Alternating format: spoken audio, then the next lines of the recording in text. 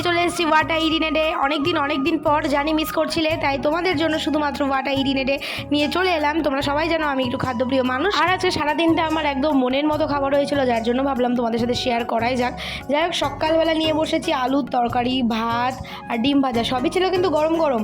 আর খেতে এত বেশি টেস্ট লাগে না এগুলো, আলু শুদ্ধ দিয়ে তো ভালো লাগেই, আর আলুর তরকারি দিয়েও আরও সুন্দর লাগে। সকালের খাওয়া তো হয়েই গেল, আর এরপর আমার স্টুডেন্ট আমাকে দিয়েছিল নাকি এটা থাইল্যান্ড থেকে নিয়ে আসা চকলেট, সেটাই খেয়ে নিলাম। এর আগেও বিদেশি কিছু চকলেট খেয়েছিলাম, তবে এইটার স্বাদ কিন্তু অনেক সুন্দর। যাই হোক, দুপুরের খাওয়ার পালা চলে এলো।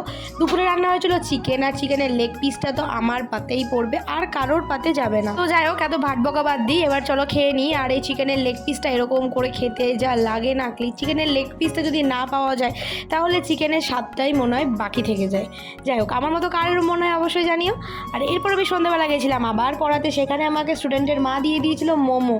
এত টেস্ট হয়েছিল, যদিও এটা ছিল ভেজ মোমো, খেতে অনেক সুন্দর ছিল। আর দেখো কতটা সফট, আর এটা কিন্তু বাড়িতে বানানো ছিল। চাটনিটা খেয়ে তো একটুও বোঝা যাচ্ছিল না যে এটা মানে বাড়িতে বানানো। মোমো এতদিন আমার ভালোই লাগতো না, কিন্তু এই পরপর দুদিন মোমো খাওয়ার পর আমার মোমো খাওয়ার প্রতি ভালোবাসাটা যেন বেড়েই গেল। তারপর সেদিন রাত্রিবেলা রুটি দিয়ে খালি মাংস খেয়েছি। যাই হোক, আজকে ভিডিওটা থাকলে এই পর্যন্ত। দেখা যাচ্ছে নেক্সট ব্লগে। টাটা।